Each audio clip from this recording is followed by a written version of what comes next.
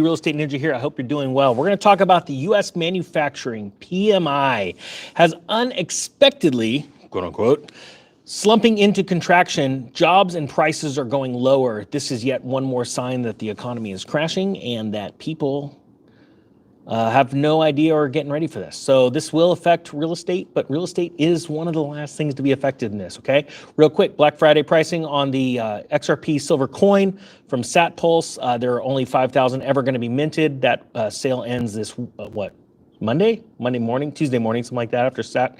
And then the real estate crash course, how to prepare for the real estate crash, course bundle with 2 bonus courses. That link is down below as well. All right, so let's go right in. Amid a collapse in hard economic data, soft surveys from S&P Global was expected to see both services and manufacturing PMIs slide further in preliminary November data. However, the data was more mixed, with U.S. manufacturing falling more than expected to 49.4, back into contraction.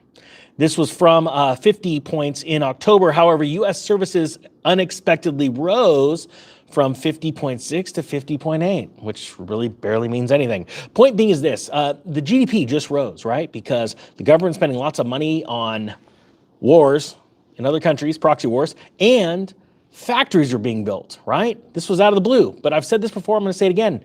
It doesn't matter how many factories you build to try and get the Taiwan semiconductor industry over here. If there's nobody to buy the semiconductors, you see people are buying less stuff at Best Buy. I mean, there are videos on YouTube right now of Best Buy Black Friday sales. There's no lines. There's no lines. And if I wasn't working right now, I'd be down there live streaming. Look, there's nobody here. And even Best Buy came out and warned this week, they warned Wall Street, hey, don't expect a lot. There's a crash going on, but people don't get it. So it doesn't matter how many factories are being built. Don't look at the data from the GDP. You have to understand everything's sinking. It's not looking good. But that's good for you and for me if we're getting ready to buy real estate in this next cycle, which is a normal cycle. It's a bigger one because it's a 100-year cycle. But every 7 to 10 years, the economy contracts, goes into recession, and we have a little bit of a redo, all right, a reboot. So you need to figure out how to get ready on your own terms and how much you want to be ready for this crash. Commenting on the data came from Sian Jones, principal economist at S&P Global Market Intelligence, said the U.S. private sector remained in expansionary territory in November. Seriously, the words they use. As firms signaled another marginal rise in business activity. Moreover, demand conditions, largely driven by the service sector, improved as new orders returned to growth for the first time in 4 months. I believe this is just a blip. It's seasonality issues, and it's going to go nowhere fast. It says, though the upturn was historically subdued, because historically these happen seasonally and it wasn't as normally big as it usually is. However, amid challenges securing orders as customers remain concerned about global economic uncertainty, muted demand, and higher interest rates, businesses cut employees for the first time in almost 3.5 years in response to concerns about the outlook. Job shedding has spread beyond the manufacturing sector as service firms signaled a renewed drop in staff in November as cost savings were sought. In January and most of the year, I was saying that it all starts in October. You're going to see these layoffs starting in October. You're going to see crazy stuff hitting the markets. This is proof right here. You can't get any better than this. Businesses cut employment for the first time in almost 3.5 years in response to concerns about the outlook. This is from October, November. This is amazing. This is super exciting. Why? Not because I called it, but it's because this is a normal cycle, but it's not normal because, of course, we saw massive layoffs in the tech sector last December and January. We saw obviously a lot of layoffs in real estate and in banking because the banking crash that's going on right in the springtime. But now you're seeing businesses, the average ordinary manufacturing businesses, cutting for the first time in 3.5 years. It's easy. It's going down smooth. But okay, I'm just bringing you this kind of information because this just proves what we've all been thinking. It's not looking good. And I hope you're getting ready. It's going to be exciting. Although ticking up slightly, selling price inflation remained subdued relative to the average over the last 3 years and was consistent with a rate of increase close to the Fed's 2% target. The U.S. data comes after yesterday's Euro area composite flash PMI increased by 0.6% to 47.1. And the Euro zone is in a lot of trouble, especially Germany. And this was driven by, it says, a meaningful acceleration in Germany and was partially offset by a marginal decline in France. The UK, and just so you know, the Germans are starting to spend like crazy. They've unleashed spending. They're increasing debt because they're trying their hardest to spend their way out of a deep recession that has just started. It's not going to work. It'll be really interesting what happens with inflation as they do this.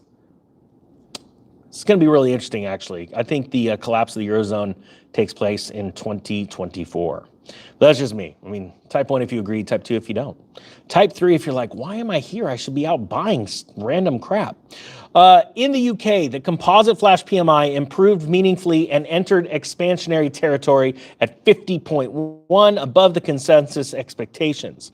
Now, Goldman sees 3 main takeaways from today's data. Check this out. First, we see a potential turning point in Euro area activity, with forward-looking indicators all improving in November. Isn't that nice? That's weird. Like in Germany, they're actually calling it a crisis right now, but okay, cool. But Goldman's never wrong. Never. Second, inflationary pressures are moderating for some time, showing signs of renewed intensification in the Euro area, as reflected by the output and input price components ticking up in November. I don't even know what the heck crap that means. Third, UK growth momentum was meaningfully better than last month and is picking up across the board, with the headline and services indices coming in above 50. This, however, is now accompanied by an increase in cost pressures. Dang it, that was sounding so good in the beginning. With both the input and output price indices edging up in November. Gosh darn it, I was starting off so good. Finally, back to the U.S. S&P Global found that U.S. business uncertainty was also heightened among U.S. firms as expectations regarding the year ahead outlook slipped to the weakest since July. What does all this mean? Well, I'm going to break it down super simply. Things are getting more expensive, consumers are getting more broke, and businesses are going to start laying off more people. And they already have. And so the cool thing is you see these little data points, these little nuggets of information, and you have to decipher them for yourself. I'm not here to give you financial advice. What am I doing? I haven't been moving to cash. I've been accumulating cash since the springtime. My investments are all doing really well. You guys know what they are. I'm sure that you're in a lot of these sectors. I think this is an exciting time to be alive, because in 2024, things unravel because there are going to be specific governments around the world, ours being one of them, that are going to want to start some fires, just some small brush fires, so that they can look like they're the heroes by putting them out. And by putting them out, I mean covering them with money, blanketing them with money, thus buying votes.